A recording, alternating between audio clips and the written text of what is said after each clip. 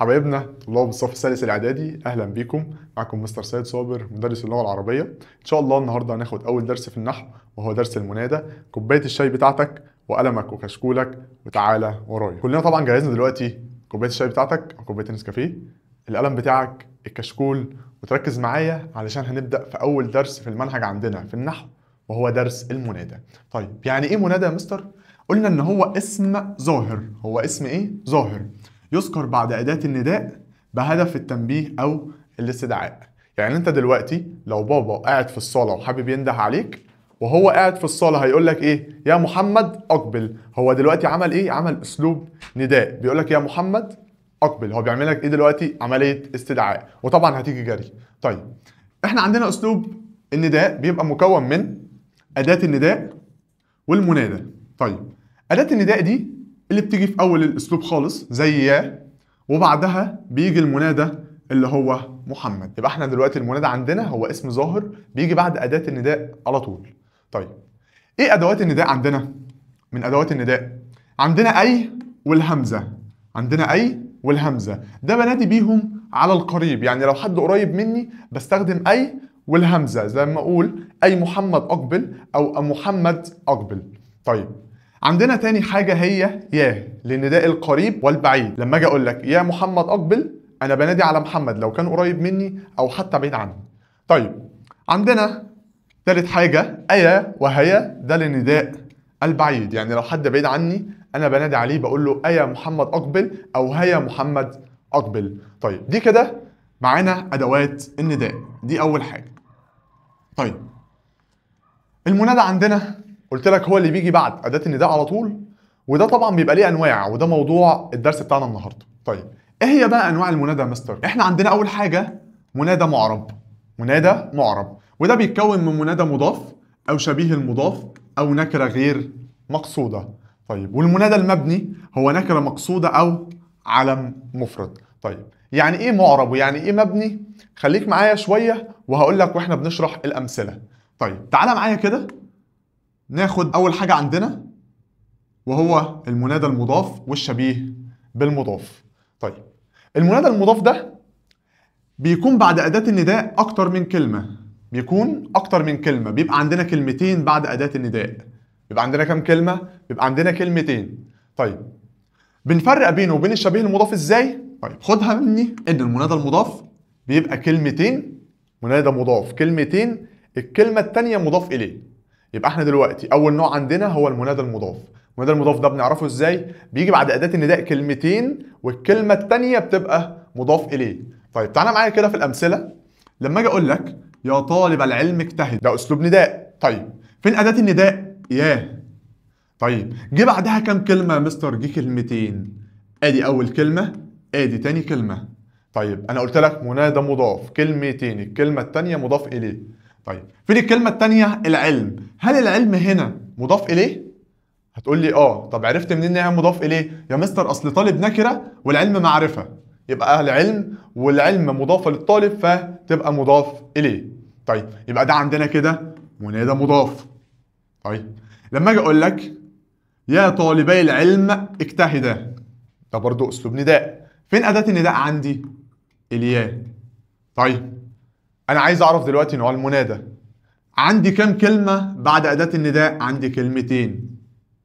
يبقى أنا قلت لك منادى مضاف كلمتين، الكلمة التانية مضاف إليه، أوعى تنسى. طيب نيجي للكلمة التانية، طالب العلم اجتهد. أنا دلوقتي بتكلم عن مثنى. طيب الكلمة التانية مضاف إليه؟ أيوه مضاف إليه، يبقى ده منادى مضاف. طب يا مستر إزاي هو جايب لي هنا طالبي؟ مش المفروض يا طالبين العلم؟ ودي ملحوظة عندنا في الدرس بتقول لك إن نون المثنى في المنادى المضاف، نون المثنى ونون جمع المذكر السالم بتتحذف. نون المثنى ونون جمع المذكر السالم بنحذفها من المنادى المضاف.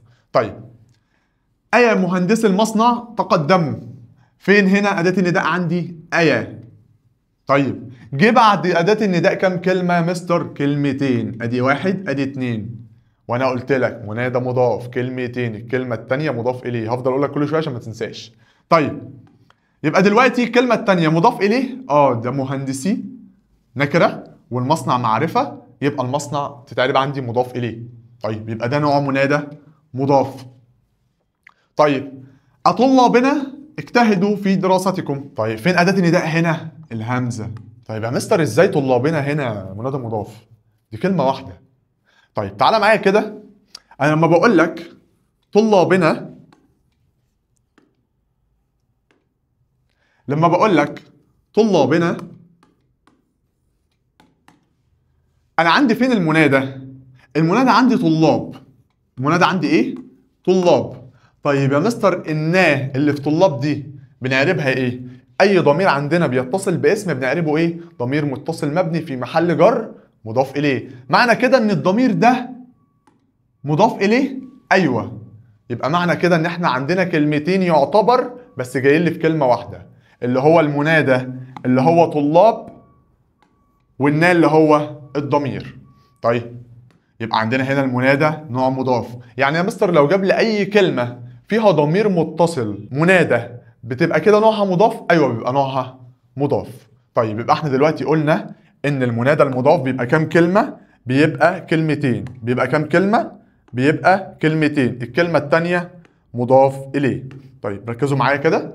يبقى احنا اول حاجه او اول نوع اتكلمنا عنه هو المنادى المضاف. المنادى الايه؟ المضاف. طيب ايه الشروط بتاعته؟ قلت لك بيبقى جاي بعد اداه النداء كلمتين. بيبقى كام كلمه؟ كلمتين. الكلمه الثانيه مضاف اليه. الكلمه الثانيه مضاف اليه، مش عايزك تنسى. طيب يبقى كده خلصنا اول نوع اللي هو المنادى المضاف. طيب تعالى كده معايا نشوف النوع اللي بعده. تاني نوع عندنا هو المنادى الشبيه بالمضاف. هو المنادى الشبيه بالايه؟ بالمضاف. طيب احنا من شويه قلنا المنادى المضاف في كلمتين بيجوا بعد اداه النداء. في كام كلمه؟ كلمتين. الكلمه الثانيه مضاف اليه. طيب منادى شبيه المضاف بقى افرق بينه وبين المنادى المضاف ازاي؟ ركز معايا. بيقول لك بياتي منونا بعده جار ومجرور غالبا. غالبا يعني ايه غالبا؟ يعني مش دايما بيجي لك جار ومجرور. طيب يبقى المنادى المضاف برضو بيبقى عندي كام كلمه؟ بيبقى برضو كلمتين. بس هل الكلمه الثانيه مضاف اليه؟ لا. الكلمه الاولى بيبقى فيها تنوين. بيبقى فيها ايه؟ تنوين. طيب والكلمه الثانيه بنسبه كبيره بتبقى فيها جار ومجرور بنسبه كبيره. طيب لما اجي اقول لك يا طالبا للعلم اجتهد، فين اداه النداء هنا؟ يا. جه بعدها كام كلمه؟ كلمتين. طيب انا دلوقتي لو في الامتحان وجاي لي المثال ده، انا عايز اعرف هو ده مضاف ولا شبيه بالمضاف. افتكر معايا كده، منادى مضاف كلمتين، الكلمه الثانيه مضاف اليه. هل الكلمه الثانيه مضاف اليه هنا؟ هتقول لي لا يا مستر مش مضاف اليه، ده جار ومجرور. هقول لك بس يبقى ده نوعه شبيه بالمضاف. طالما الكلمه الثانيه مش مضاف اليه والكلمه الاولى فيها تنوين يبقى ده شبيه بالايه؟ شبيه بالمضاف. طيب لما اجي اقول لك يا طالبين للعلم اجتهدا، تقول لي ايه ده يا مستر؟ مش احنا في المنادى المضاف كنا بنقول يا طالبي؟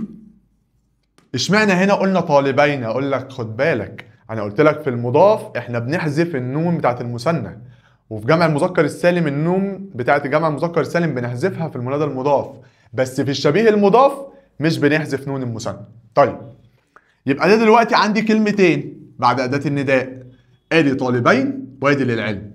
طيب يبقى منادى شبيه المضاف بيبقى كام كلمة؟ كلمتين، تنوين أو ياء ونون جار ومجرور.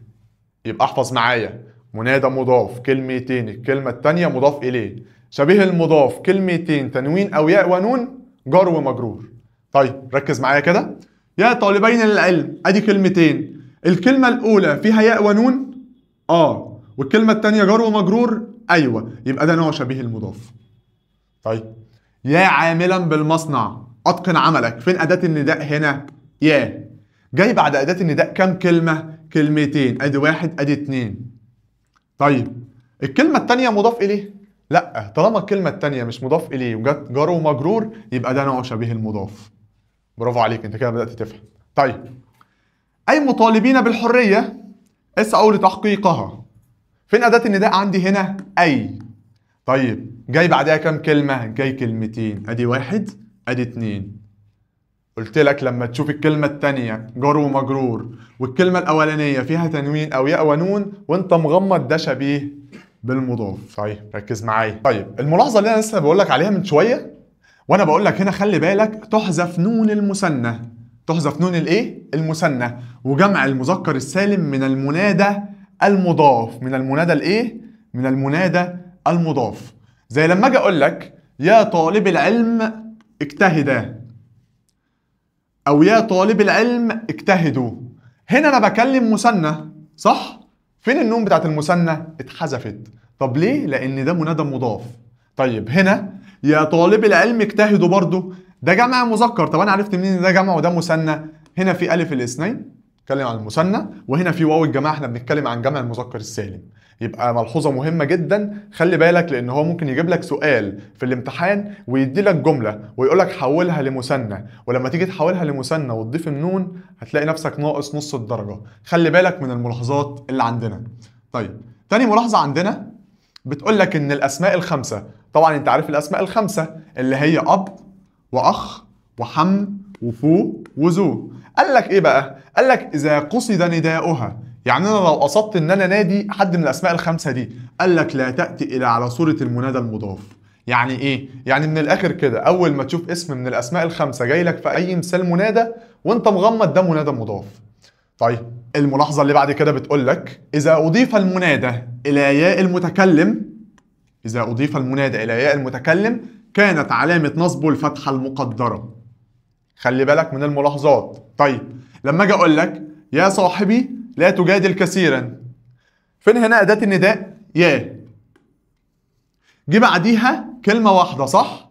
بس خلي بالك الكلمه دي فيها ضمير، وانا قلت لك في المنادى المضاف لو جالك كلمه فيها ضمير يبقى الكلمه دي او المنادى ده نوعه مضاف. طيب يبقى هنا صاحبي هتعرب ايه؟ منادى منصوب وعلامه نصبه الفتحه المقدره.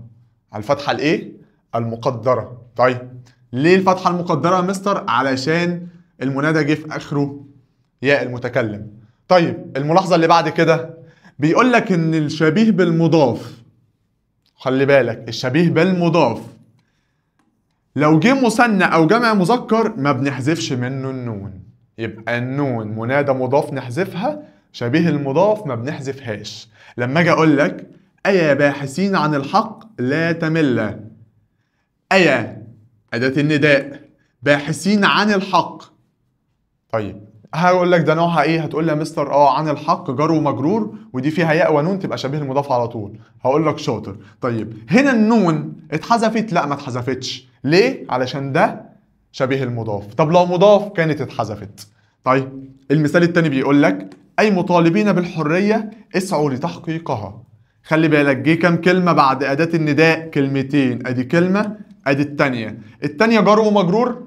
ايوه يا مستر. الاولى فيها ياء ونون او تنوين؟ ايوه يا مستر. يبقى ده شبيه المضاف.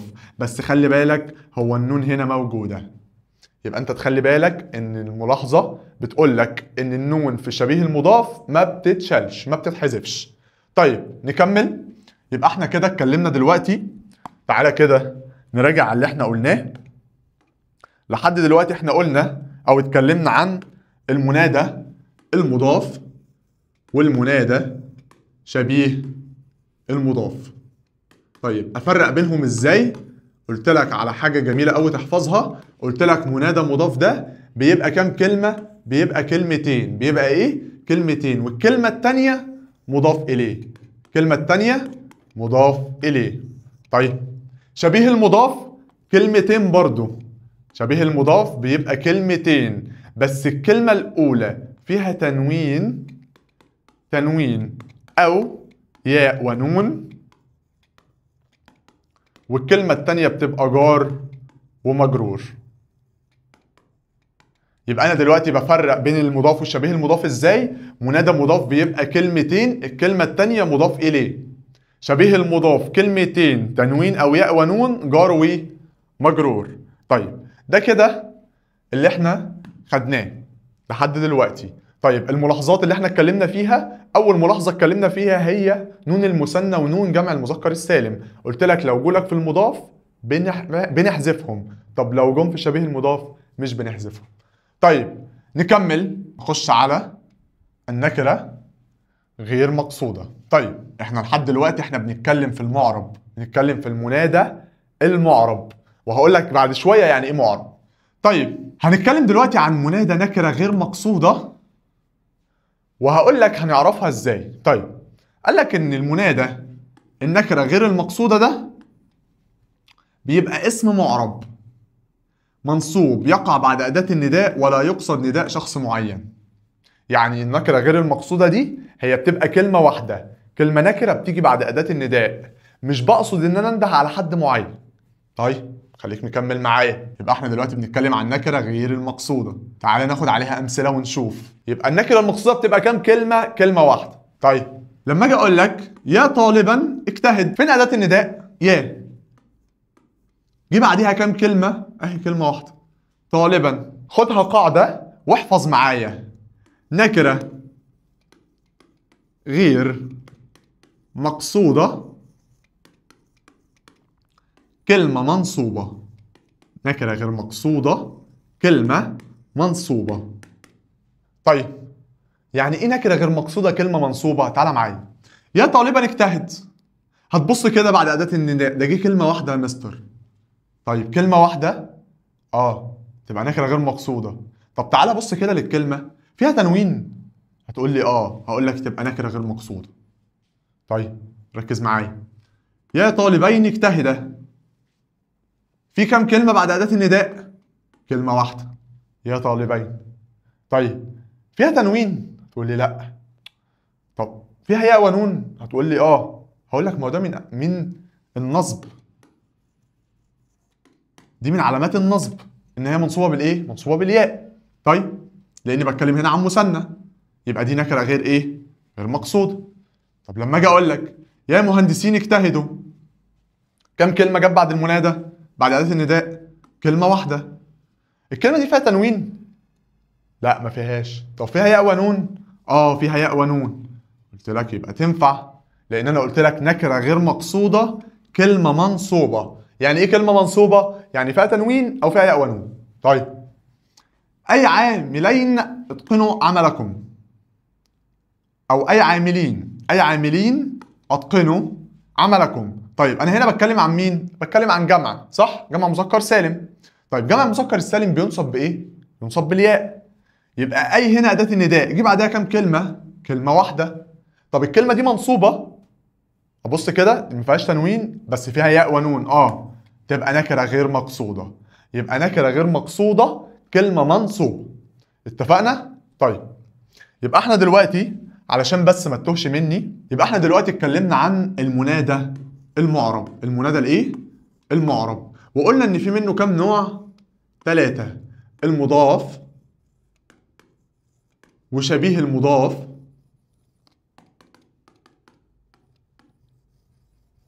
واخر حاجه خالص نكره غير مقصوده. طيب يعني ايه بقى يا مستر معرب؟ قبل ما اقول لك يعني ايه معرب، تعال افكرك احنا كنا بنفرق بين الثلاثه دول ازاي. قلت لك المنادى المضاف كلمتين، الكلمه الثانيه مضاف اليه. شبيه المضاف كلمتين، تنوين او ياء ونون، جار ومجرور. طب نكره غير مقصوده كلمه منصوبه. طيب يبقى احنا كده عرفنا بنفرق بينهم ازاي. طيب يعني ايه بقى يا مستر معرب؟ ركز معايا. لما اجي اقول دلوقتي يا طالب العلم اجتهد، واجي اقول لك هو ده منادى نوعه ايه؟ هتقول لي مستر ده الياهي اداه نداء وجي وراها كلمتين. هقول لك برافو عليك، ادي اول كلمه وادي تاني كلمه. هتقول لي الكلمه التانيه مضاف اليه، هقول لك برافو. هتقول لي ده منادى مضاف. طيب فين المنادى عندنا؟ هقول لك طالب هو المنادى. طب يعني ايه منادى معرب؟ يعني لما اجي هعربه منادى منصوب بالفتح. منادى منصوب بالايه؟ بالفتحه لو هو مفرد، منصوب بالفتحه لو هو مفرد. طيب يبقى انا كده عرفت المنادى المضاف. طيب لما اجي اقول لك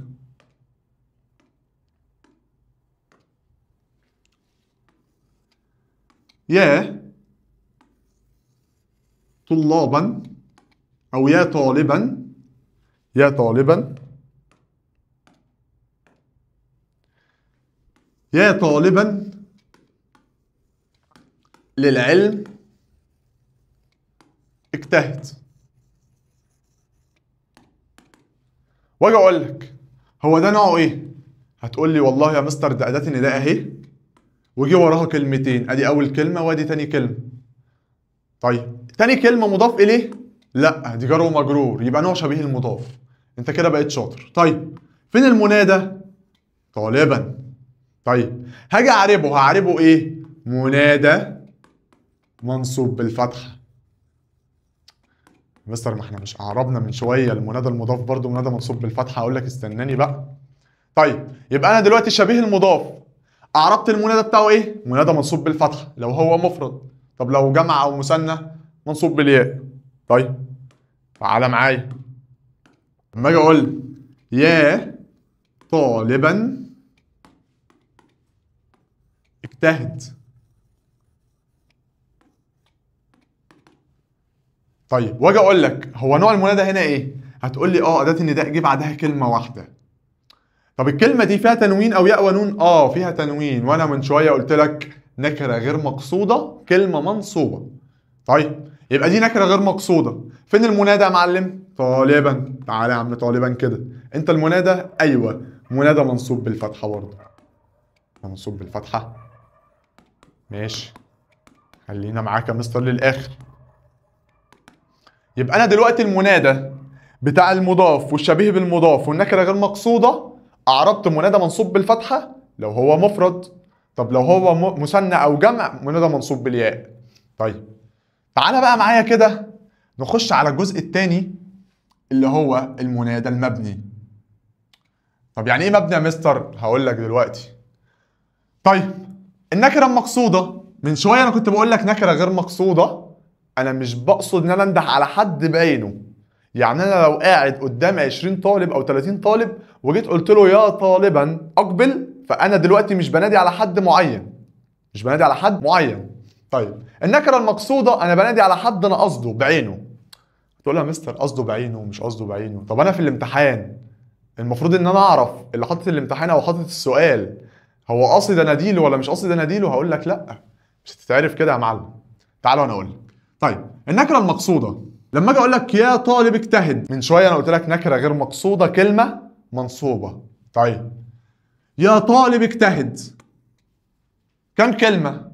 كلمه واحده يا مستر، دي كلمه واحده. طيب هل الكلمه الواحده دي فيها تنوين؟ تقول لي لا. هقول لك فيها ياء ونون؟ تقول لي لا. هقول لك تبقى نكره غير مقصوده، نكره مقصوده اصلا، يبقى دي نكره مقصوده. طيب يا طالبان اجتهدا، هقول لك طالبان دي الكلمه اللي جت بعد اداه النداء كلمه واحده. هتقول لي يا مستر كلمه واحده فيها تنوين، فيها ياء ونون؟ تقول لي لا، تبقى نكره مقصوده. طب لو فيها تنوين او ياء ونون تبقى نكره غير مقصوده. ماشي. يا مهندسون اجتهدوا، دي كلمه واحده ولا كلمتين؟ تقول لي كلمه واحده، يا اما نكره غير مقصوده يا اما نكره مقصوده. طيب مهندسون فيها تنوين؟ تقول لي لا. فيها ياء ونون؟ لا، يبقى نكره مقصوده. طيب هيا طالبات اجتهدنا في المذاكره، فين اداه النداء؟ هيا. فين المنادى؟ طالبات. فيها تنوين؟ لا. طب هي دي اصلا جمع مؤنث سالم، هيبقى فيها ياء ونون؟ لا طبعا. يبقى المفروض يبقى فيها ايه؟ هو المؤنث السالم يرفع بايه؟ يرفع بالضمه وينصب ويجر بالكسره. يعني لو هي منصوبه هتبقى فيها ايه؟ هيبقى فيها كسرتين كده، صح؟ طيب يبقى دي عندي دلوقتي نكره ايه؟ مقصوده. طيب تعالى معايا كده نفرق بين الاثنين. انا من شويه كنت بقول لك نكره غير مقصوده كلمه منصوبه، زي لما اجي اقول لك يا طالبا اجتهد، صح؟ كنا بنقول ان طالبا هنا نكره غير مقصوده لانها كلمه منصوبه. طب لما اقول لك يا طالب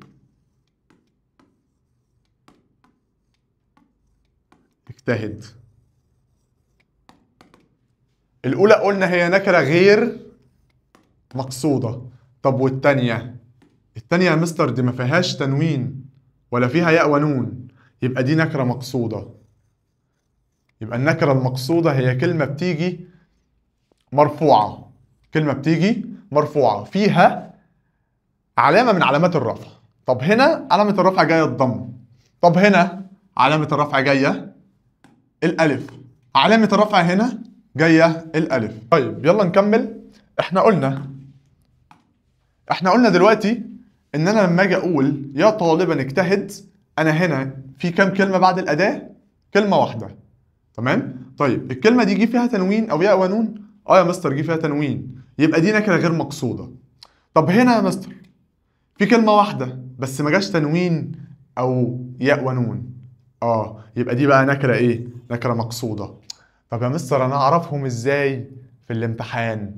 هاجي اقول لك، ركز معايا كده وانا برضو جايبه لك في الملزمه. طيب يبقى بكل بساطه بقى في الامتحان هنفرق ازاي بين النكره غير المقصوده والنكره المقصوده. هنفرق بينهم في المعنى، يعني هكون عارف هو قصده ينده على الشخص او مش قصده. لا، هنفرق بينهم ازاي؟ هنفرق بينهم في الشكل مش في المعنى.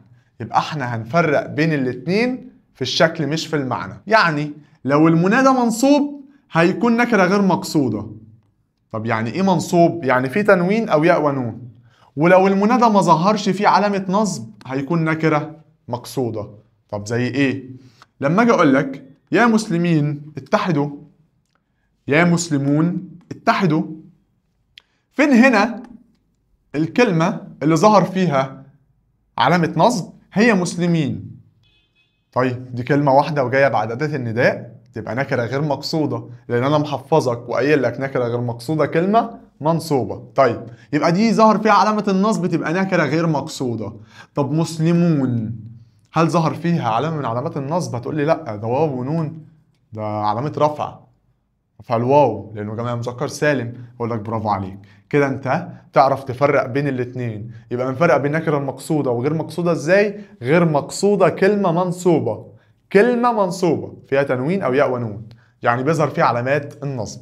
طيب هنا بقول لك إن كلمة مسلمين جاءت منصوبة لأن جمع المذكر ينصب بالياء، وكلمة مسلمون جاءت مرفوعة لأن جمع المذكر السالم يرفع بالواو. يعني أنت دلوقتي في الامتحان تعرف تفرق بينهم بمنتهى البساطة. طيب نخش على المنادى العلم المفرد، وهو برضو من المبني، من المنادى المبني.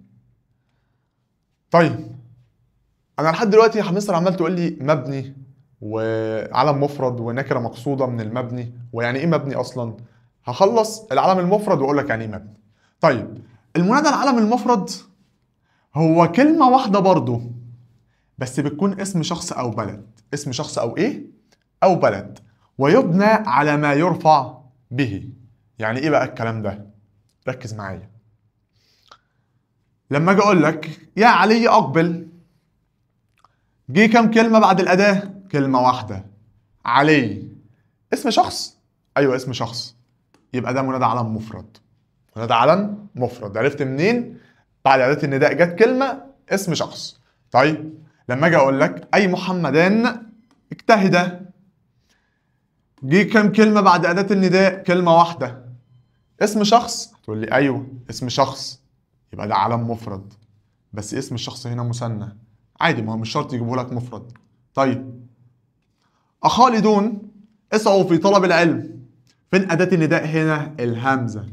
طيب جه بعديها كام كلمة؟ كلمة واحدة. طالما كلمة واحدة واسم شخص تبقى علم مفرد. طيب أيا فاطمات تمسكنا بالحق، فاطمات كلمة واحدة جت بعد أداة النداء تبقى علم مفرد. طيب يعني إيه بقى يا مستر؟ عشان السؤال ده شاغل بالي قوي، يعني إيه منادى مبني أصلا؟ يعني ليه بنقول على النكرة المقصودة والعلم المفرد مبني، واشمعنى قلنا على المضاف والشبيه بالمضاف ونكرة غير المقصودة معرب؟ طيب تعالى معايا بقى كده، ركز معايا جدا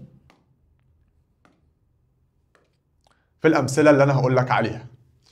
لما أجي أقول لك دلوقتي يا طالب العلم اجتهد. واجي اقول لك يا طالبا للعلم اجتهد. واجي اقول لك يا طالبا اجتهد. واجي اقول لك يا طالب اجتهد. واجي اقول لك يا علي اقبل. ركز بقى معايا في الامثله دي علشان هقول لك دلوقتي ايه الفرق بين المعرب والمبني. طيب اول مثال عندك بيقول لك يا طالب العلم اجتهد. فين اداه النداء؟ يا. جه بعدها كام كلمه؟ اتنين يا مستر. طيب الكلمه التانيه مضاف اليه؟ هتقول لي وانا محفظك قايل لك منادى مضاف كلمتين، الكلمه التانيه مضاف اليه، يبقى ده منادى مضاف. طيب بروح للمنادى كده واقول له انت منادى مضاف ومنصوب بالفتحه. منصوب بالايه؟ بالفتحه.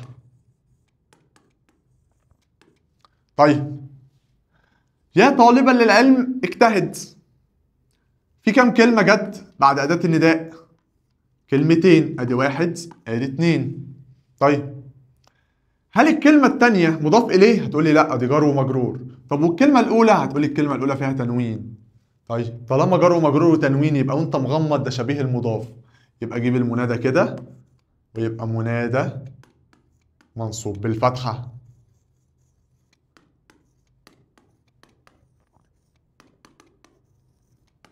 طيب يا طالبا اجتهد. أداة النداء هنا جه بعديها كام كلمة؟ كلمة واحدة. جه كام كلمة؟ كلمة واحدة. طيب فيها تنوين أو ياء ونون؟ فيها تنوين، وأنا قايل لك نكرة غير مقصودة كلمة منصوبة، يبقى دي نكرة غير مقصودة. بروح مطلع كده المنادى وأقول له أنت منادى برضه منصوب بالإيه؟ بالفتحة. وانا قلت لك منصوب بالفتحه لانه مفرد، لو مثنى او جمع مذكر سالم يبقى منصوب بالياء. طيب احنا دلوقتي خلصنا المنادى المعرب. المنادى الايه؟ المعرب. طيب كل منادى منصوب منادى منصوب منادى منصوب. تعالى بقى ركز معايا كده لما اجي اقول لك يا طالب اجتهد. في كام كلمه جت بعد اداه النداء؟ كلمه واحده يا مستر. طيب الكلمة دي فيها تنوين أو ياء ونون؟ أي علامة من علامات النصب يعني؟ هتقول لي لأ ده في ضمة أهي. هقول لك طيب تبقى نكرة إيه؟ هتقول لي تبقى نكرة مقصودة. تبقى نكرة إيه؟ مقصودة. طيب هل هنطلع طالب كده وهنقول له أنت منادى منصوب بالفتحة؟ لأ طبعا. منصوب بالفتحة إزاي؟ وفي ضمة هنا أهي. طب هنعمل إيه بقى؟ طيب هنقول منادى. مش احنا قلنا من شوية ان المبني نكرة مقصودة وعلم مفرد؟ طيب يبقى منادى مبني. منادى مبني. مبني على ايه بقى؟ على ما يرفع به. يعني ايه على ما يرفع به؟ طالب هنا مفرد ولا مثنى ولا جمع؟ هتقول لي مفرد يا مستر. طب المفرد هنا بيرفع بالايه؟ بيرفع بالضمة، يبقى منادي مبني على الضم في محل نصب.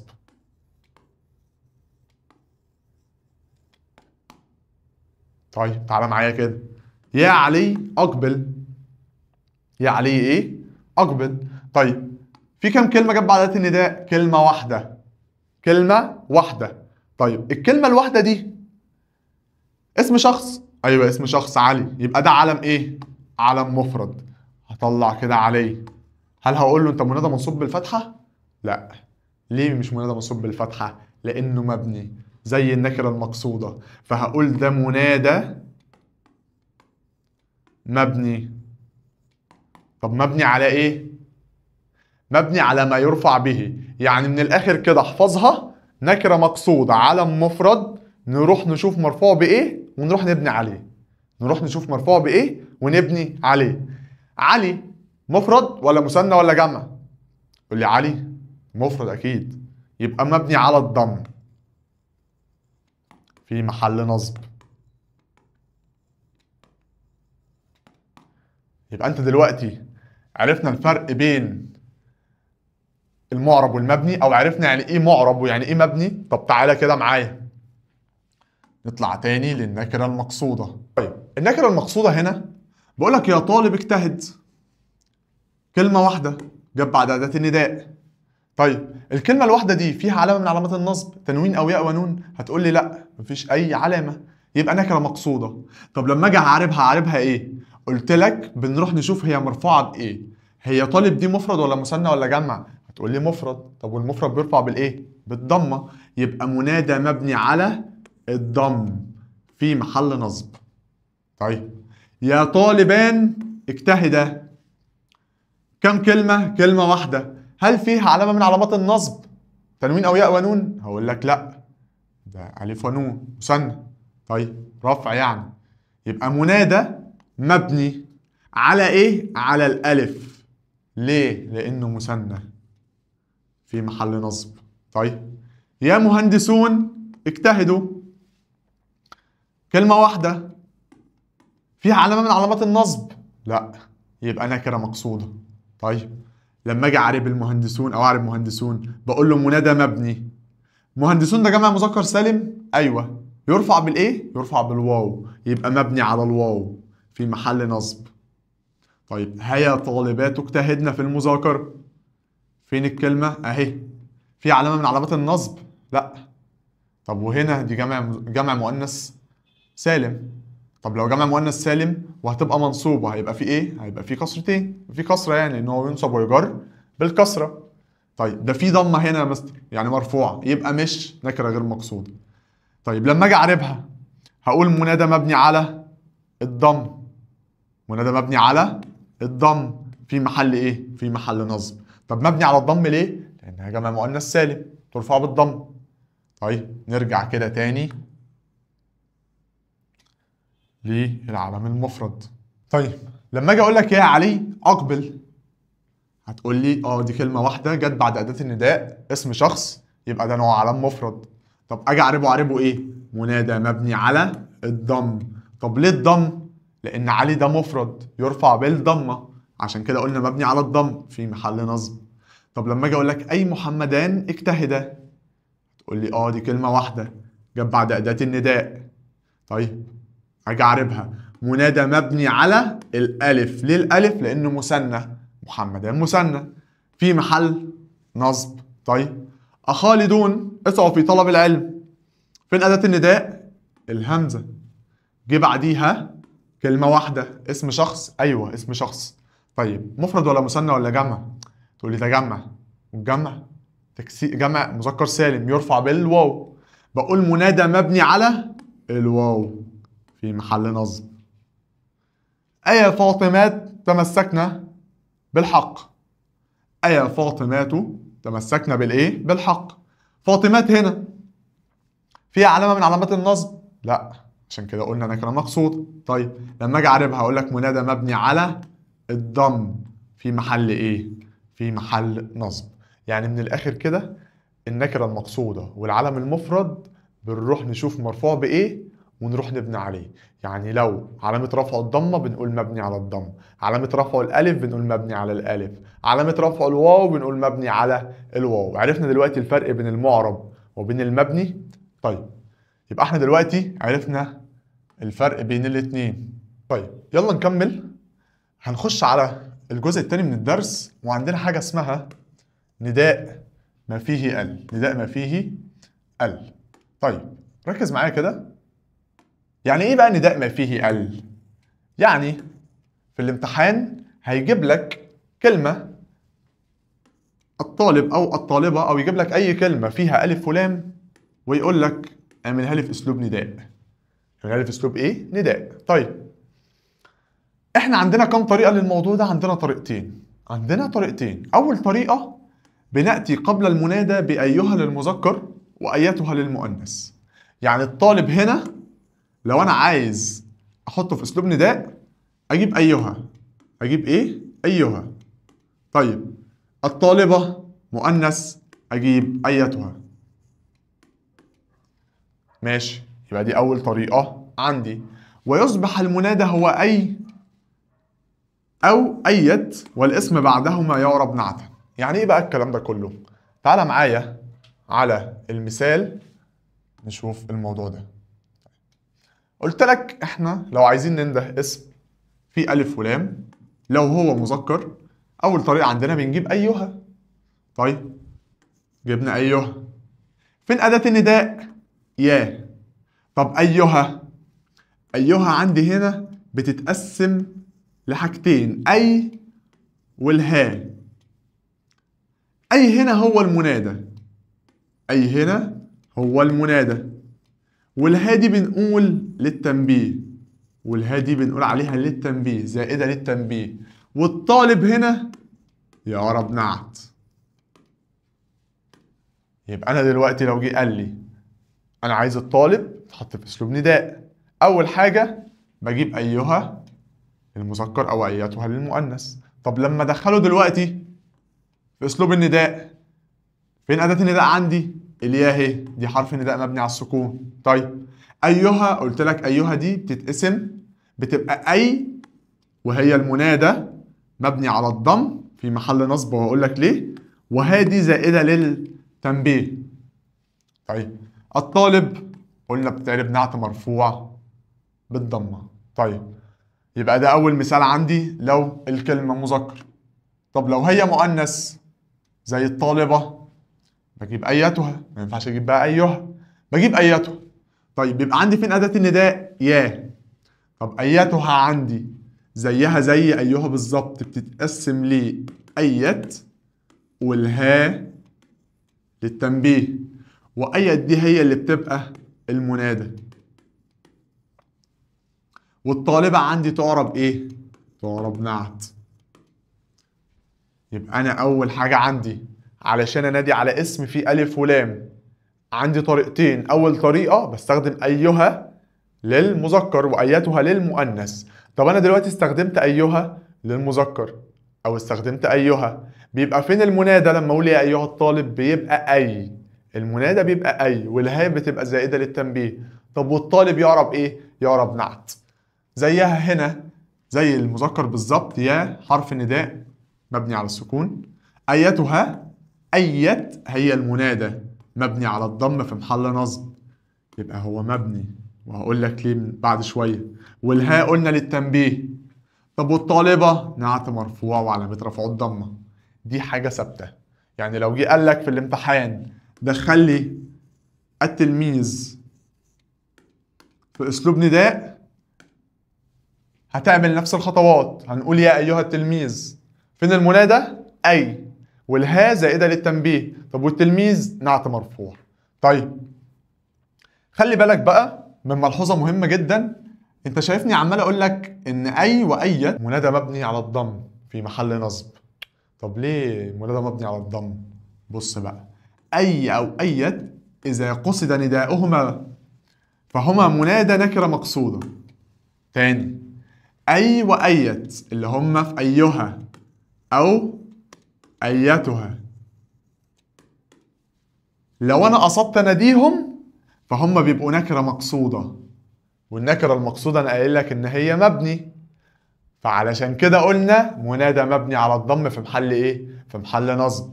يعني لو جه قال لك ما نوع المنادى في يا ايها الطالب هتقول له نكرة مقصودة. نكرة ايه؟ مقصودة. طيب دي كانت اول طريقة. طيب تاني طريقة بستخدم اسم الإشارة قبل المنادى ويصبح اسم الإشارة المنادى، والاسم المبدوء بأل بعده يعرب برضو نعت. يبقى الطريقة التانية بجيب يا وبجيب اسم إشارة، هذا للمذكر وهذه للمؤنث، يا هذا الطالب. طب فين المنادى عندي هنا؟ هذا. يا هنا هي حرف النداء مبني على السكون، وهذا اسم إشارة مبني على الضم المقدر في محل نصب. طب ليه الضم المقدر؟ علشان هذا في ألف أهي في الآخر، عشان كده قلنا الضم الإيه؟ المقدر، حرف من حروف العلة. طيب يبقى دلوقتي قلنا إن هذا ده هو اسم الإشارة. طب والطالب نعت مرفوع وعلامة رفعه الضمة. يبقى هي ما اختلفتش كتير عن أيها. فأيها المنادى بيبقى أي لو هي أيها، وبيبقى أيت لو هي مؤنث، أيتها. طب هنا المنادى بيبقى إيه؟ بيبقى هذا أو هذه، يعني لو قلنا الطالبة هنقول يا هذه الطالبة. طيب يبقى ده عندنا حاجة اسمها نداء ما فيه ال. تعال نراجع عليها كده سريعا.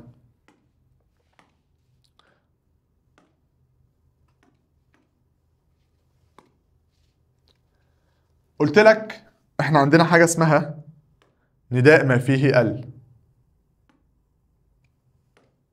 طيب نداء ما فيه ال ده بتعامل معاه ازاي؟ لو جه قال لي في الامتحان الطالب وقال لي والله دخل لي الطالب ده في اسلوب نداء، اول طريقة عندي اجيب ايها واقول يا ايها الطالب،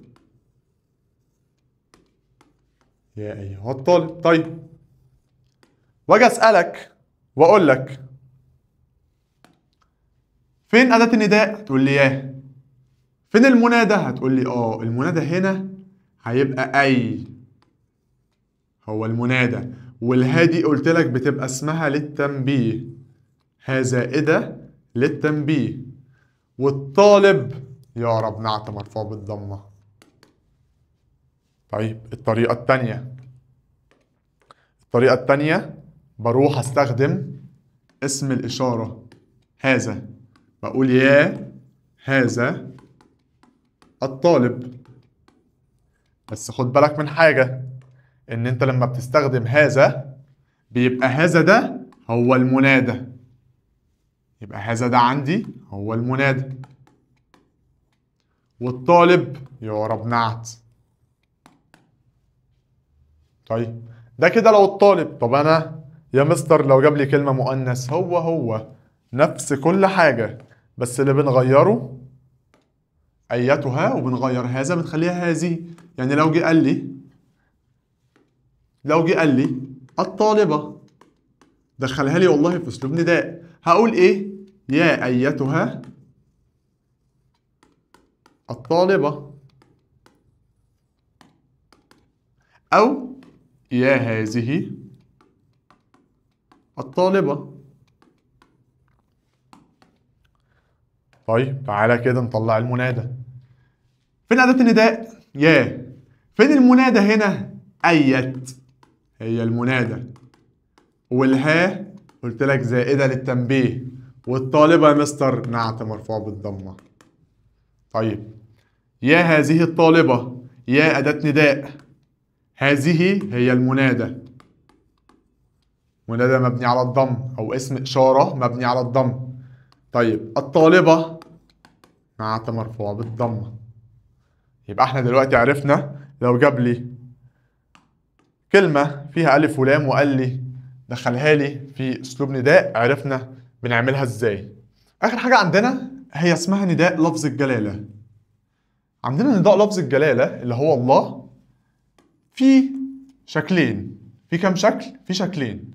طيب الشكل الأول إن احنا بنضع أداة النداء قبل لفظ الجلالة وتصبح الألف همزة قطع مثل يا الله. يعني إيه الكلام ده؟ هقول.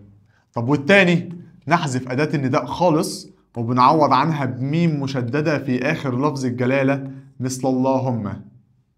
وبيقول لك الله إذا قصد نداؤه فهو علم مفرد. طب تعالى معايا كده، إيه معناته بقى الكلام ده؟ أنا عندي لفظ الجلالة اللي هو الله، لما باجي أدخله في أسلوب نداء بيبقى عندي طريقتين. أول طريقة إن أنا بجيب أداة النداء يا وبكتب الله، بس الألف دي بدل ما هي تبقى وصل هتبقى قطع، بقول يا الله اغفر لنا. دي أول طريقة. طب تاني طريقة بحذف أداة النداء خالص وأقول إيه؟ اللهم، بعوض عنها بميم مشددة وأقول اللهم اغفر لنا. طيب يجي في الامتحان يقول لك أنا عايز نوع المنادى أو عايز إعرابه. فين المنادى؟ الله، لفظ الجلالة الله. نوعه إيه؟ على طول تقول له علم مفرد. علم ايه؟ علم مفرد. طب والعلم المفرد ده يا مستر كان معرب ولا مبني؟ كان مبني، فبنقول ايه؟ منادى مبني على الضم في محل نصب. طيب اللهم منادى علم مفرد. طب اعرابه نفس الكلام، منادى مبني على الضم في محل نصب.